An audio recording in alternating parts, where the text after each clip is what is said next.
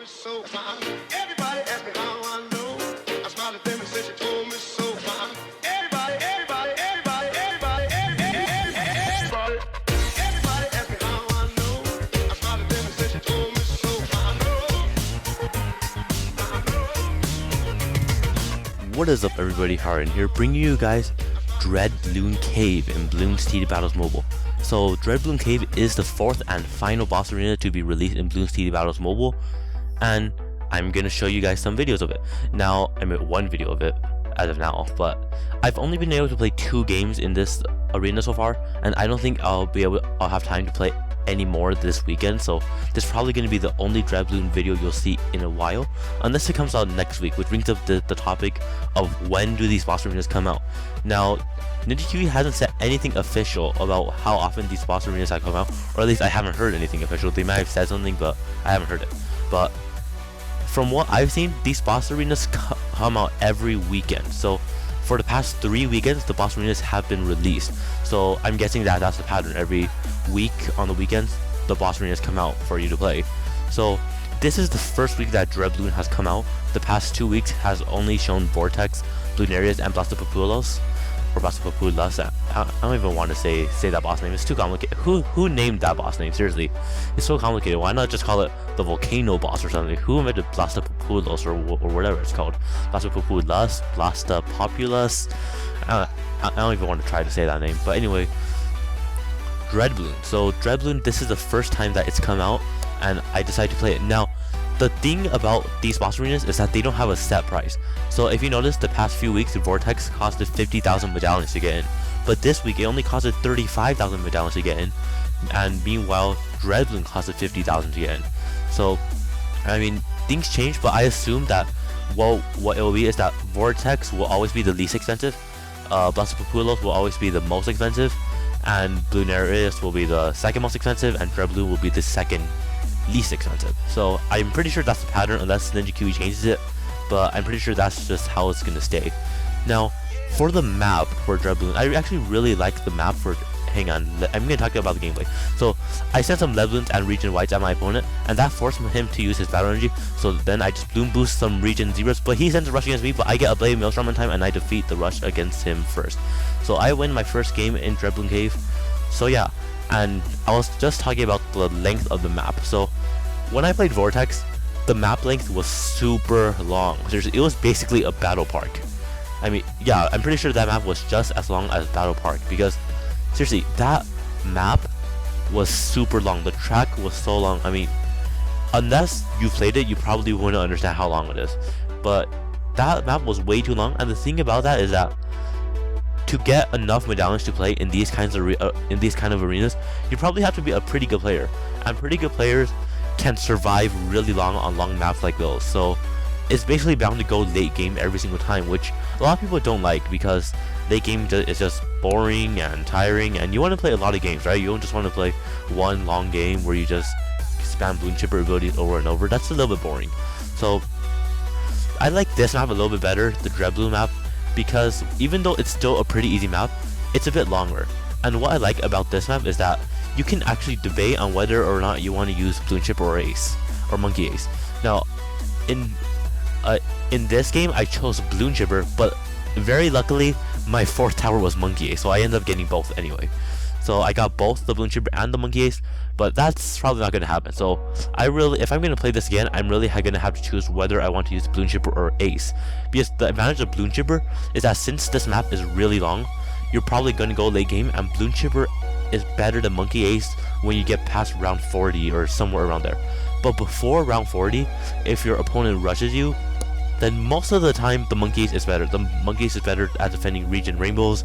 It's better at defending group Moabs and group BFBs. The Bloon Chipper is a little bit better against ZOMGs, but still, they're both basically about even. So it's debatable on which tower is better. Now, I just decided to use Bloon Chipper because, I don't know, I just like to use Bloon Chipper more than Ace, but I can see why Ace can be better here. So my opponent hasn't showed whether he has Bloon Chipper or Ace, and neither have I. So I sent some lead balloons and to try to kill him the same way that I killed my previous opponent, but this opponent got up his Juggernaut in time.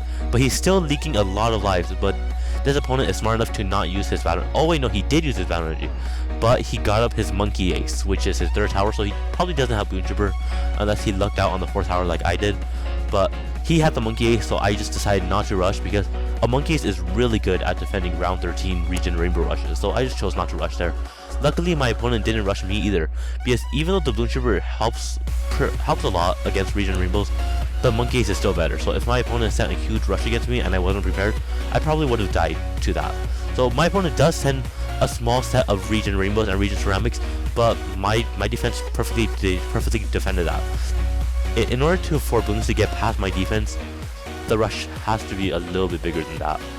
So neither my opponent and I can't send rushes at each other because both of our defenses at the moment are pretty good, and for our income we both have basically the exact same amount of farms.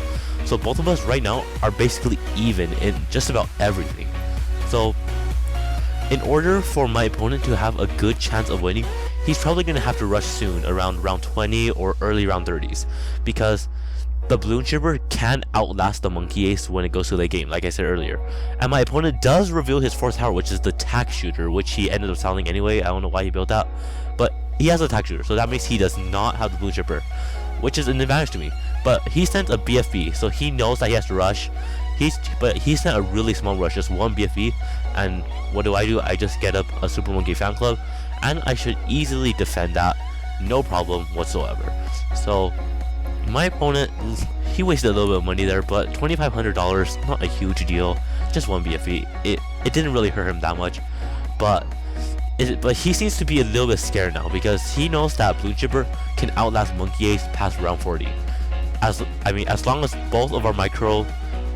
both have good micro, then the Bloon Chipper usually outlasts the monkey ace unless the monkey ace user has some extreme micro that the Bloon Chipper user doesn't have.